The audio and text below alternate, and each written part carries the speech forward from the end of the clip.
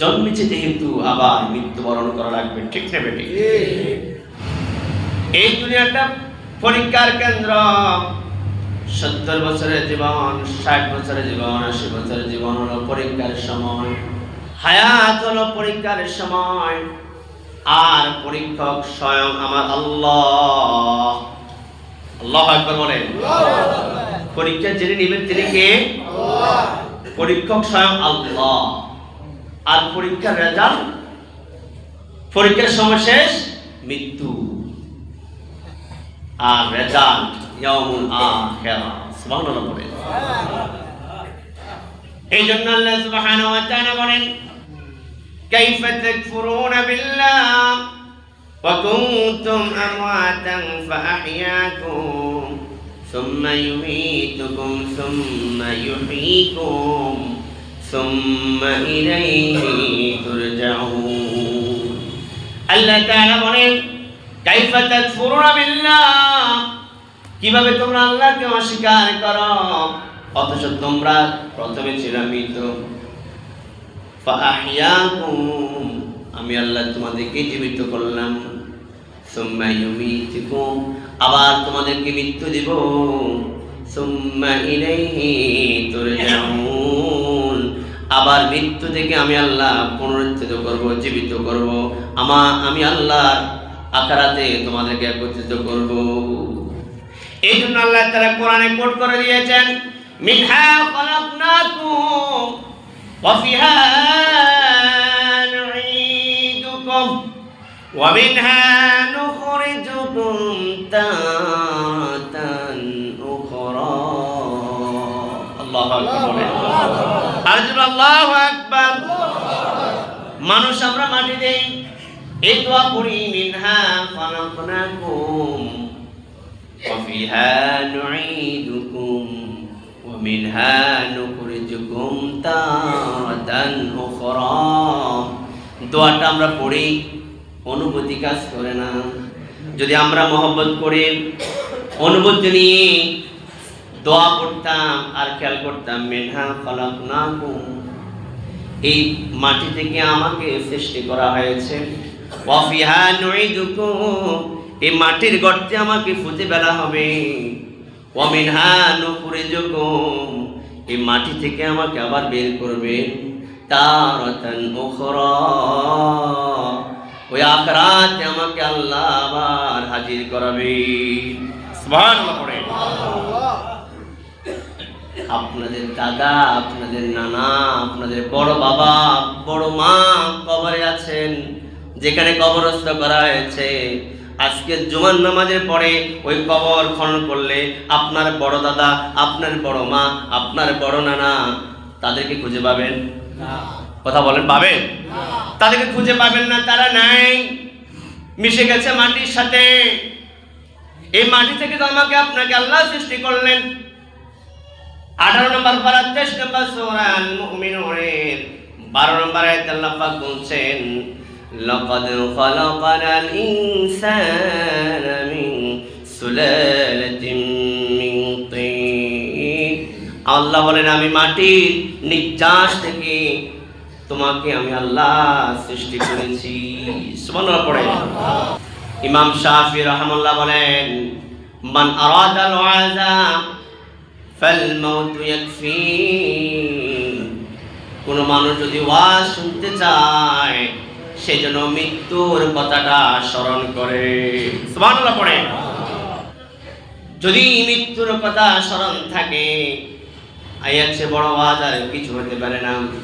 যতবার বালিশের সাথে মাথাটা লাগাবা, যতবার চক্ষু বন্ধ করার চেষ্টা করবা, ততবার তুমি দোয়া পড়ো, আল্লাহুম্মা বিসমিকা আমুতু আহইয়া। ও আল্লাহ, আমি তোমার নামে মৃত্যুবরণ করতেছি, আমি আবার তোমার নামে জীবিত হব। ঠিক না বেঠে? কিন্তু দোয়াই তো পারি না, অনুভূতি আসবে কিভাবে?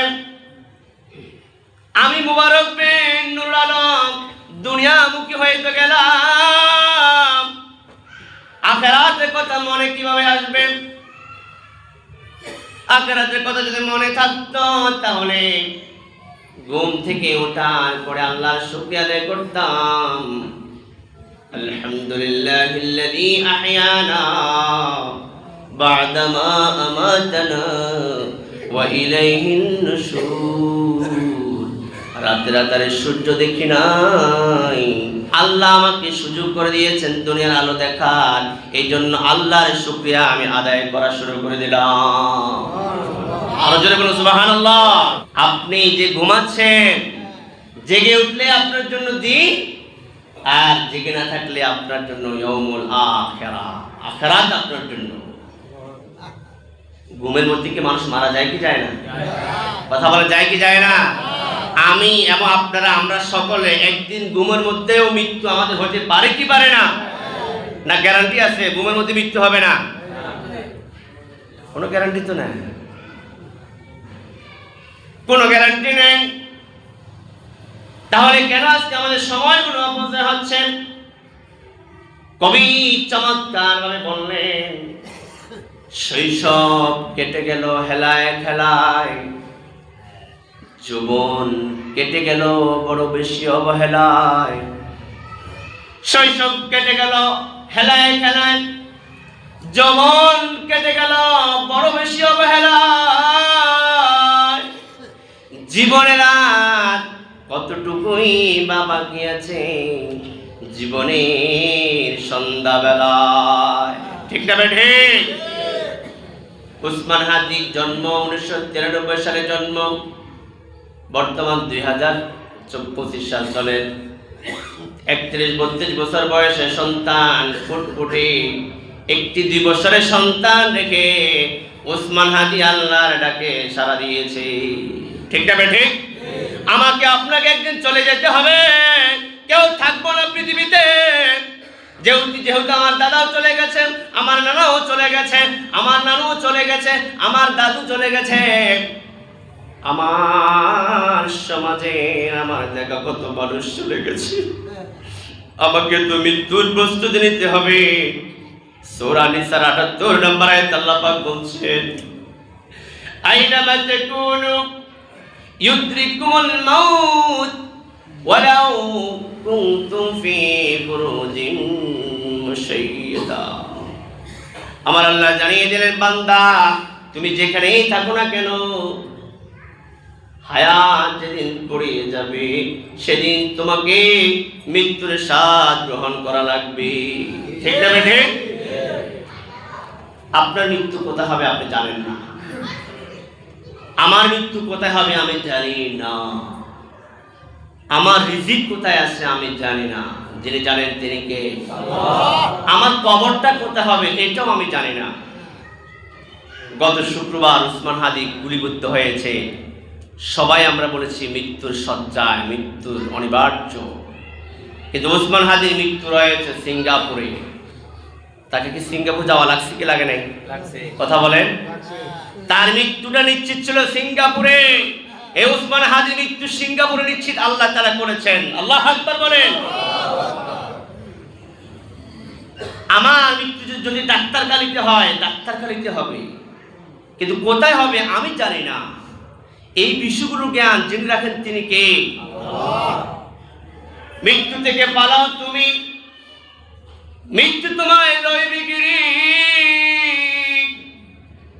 যদিও সুদূর আকাশ পানে, লোকে লাগাই সেটাই সিঁড়ি। এই মহারোগের ওষুধ নাই, চিকিৎসা নাই দাঁড়াতে, কাঁদিলে কাঁদন হবে, পারিবে না তাকে ঠেকাতে। ঠেকানো যাবে? মৃত্যুকে ঠেকানো যাবে? কোন ডাক্তারের দ্বারা কি সম্ভব? কোন হুজুরের দ্বারা সম্ভব? কারোর দ্বারা সম্ভব না মৃত্যুকে ঠেকানো। মৃত্যু যেদিন নিশ্চিত হয়ে যাবে সেই দিন আমাকে আপনাকে মৃত্যু স্বাদ গ্রহণ করা লাগবে। এই জন্য কবি চমৎকার ভাবে বলেন, আল মাউতু কাসুন কুল্লু নাসিন শারিবুন ওয়াল কবরু বাইতুন কুল্লু নাসিন দাখিলুন। মৃত্যুটা এমন একটি শরবত, যে শরবত সবাইকে পান করা লাগবে।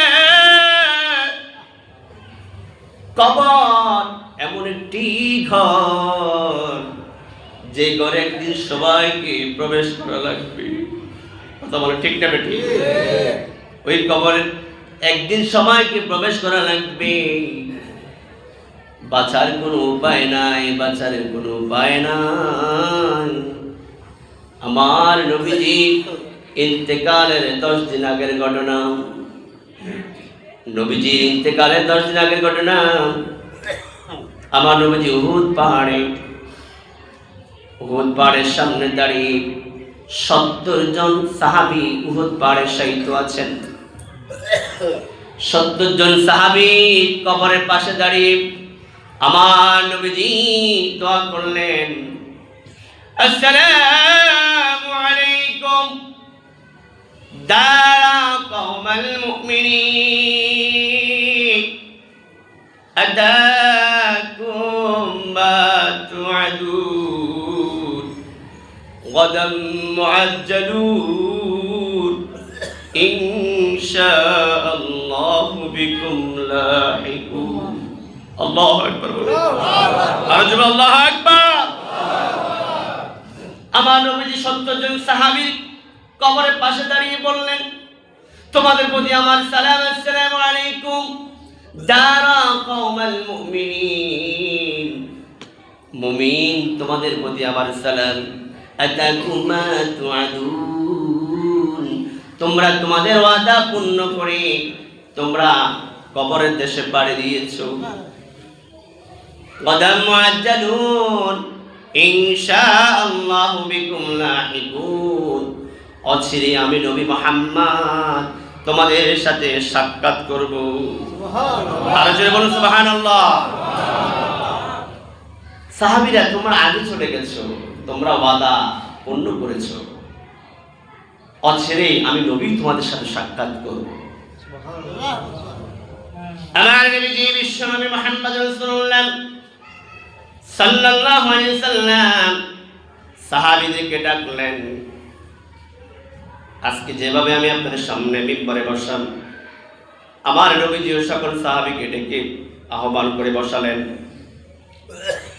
নবীজি বললেন, ইন কানাত মাজলামান ফালিয়াক্তাজ মিন্নি ক্বাবলা ইয়াউমিল কিয়ামাহ। আমার নবীজি বলেন, আমি যদি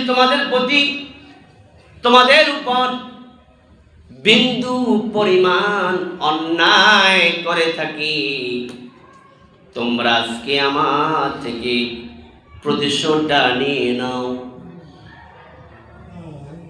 আল্লাহু আকবার। আমি নবী যদি সামান্য বিন্দু পরিমাণ জুলুম করি তোমাদের প্রতি, তোমরা আমার কাছ থেকে সেটা প্রতিশোধ নিয়ে নাও। ক্বাবলা ইয়াউমিল কিয়ামাহ, কখন নিবা? কিয়ামত হওয়ার আগে, আমি নবীজির ইন্তেকালের আগে আমার কাছ থেকে প্রতিশোধটা তোমরা নিয়ে নাও। আমরা তো কত অন্যায় করি, জুলুম করি, সরি বলতে লজ্জা লাগে, কিন্তু আখিরাতে শাস্তি ভোগ করা লাগবে সেই টেনশন, সেই চিন্তা মাথায় ঘুরপাক খায় না। কথা বলেন। ইন কানাত মাজলামান ফালিয়াক্তাজ মিন্নি ক্বাবলা ইয়াউমিল কিয়ামাহ,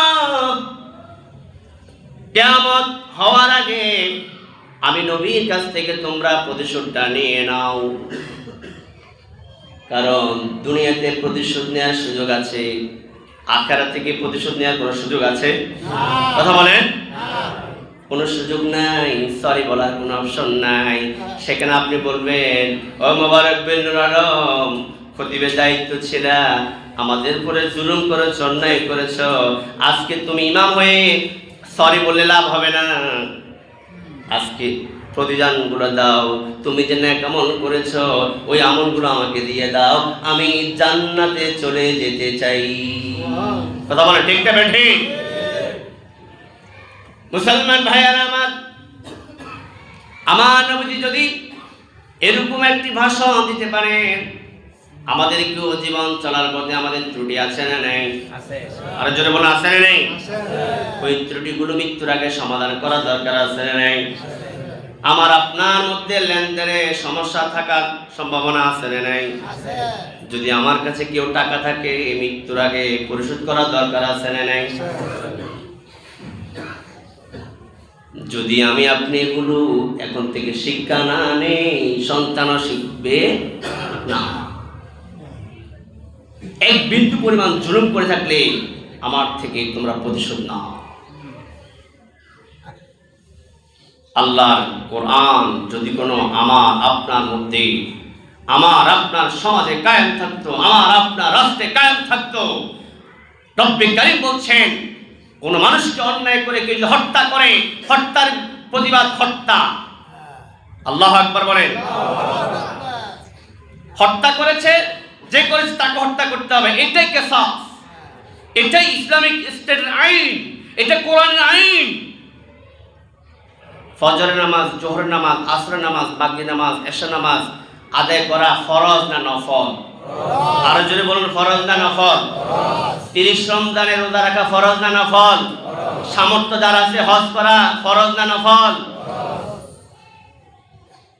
ইসলামিক রাষ্ট্রে কেউ কাউকে অন্যায়ভাবে হত্যা করলে তাকে হত্যা করা ফরজ না নফল?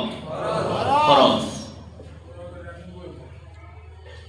এই আইন না থাকার কারণে তো একজন ওসমান হাদি আমাদের কাছ থেকে চলে গেছেন, ঠিক না ঠিক? বন্ধুরা আমার, আল্লাহ সুবহানাহু ওয়া তাআলা বলছেন আল্লাযী খালাকাল মাউতা ওয়াল হায়াতা লিয়াবলুয়াকুম আইয়ুকুম আহসানু আমালা ওয়া হুয়াল আজিজুল গফুর। আমি আল্লাহ মৃত্যু আগে সৃষ্টি করলাম, তারপরে হায়াত সৃষ্টি করলাম। এই জন্য করলাম আমি আল্লাহ দেখতে চাই আমলের পর্যালোচনায় কি সবাই এগিয়ে থাকে। সুবহানাল্লাহ পড়েন। আপনারা আমলে এগিয়ে থাকতে চান কি চান না? আরো জোরে বলেন, চান কি চান না? আজকে জুমার দিনে 2 রাকাত নামাজ পড়ার পরে চলে যাবেন নাকি? আর কয় রাকাত আছে? পড়বেন তো আপনারা? আল্লাহ দেখতে চান কারা 4 রাকাত পড়ে আর কারা 4 রাকাত ফাঁকি দেয়, কারা 5 ওয়াক্ত নামাজ পড়ে আর কারা 5 ওয়াক্ত নামাজ পড়ে না। আল্লাহ সেটাই দেখতে চান। আমরা আল্লাহর কাছে দোয়া করতে চাই, মহান রব আমাদেরকে 5 ওয়াক্ত নামাজ হিসেবে কবুল করুন। আমিন। দ্বীন ইসলাম বুঝে আমল করার তৌফিক দান করুন।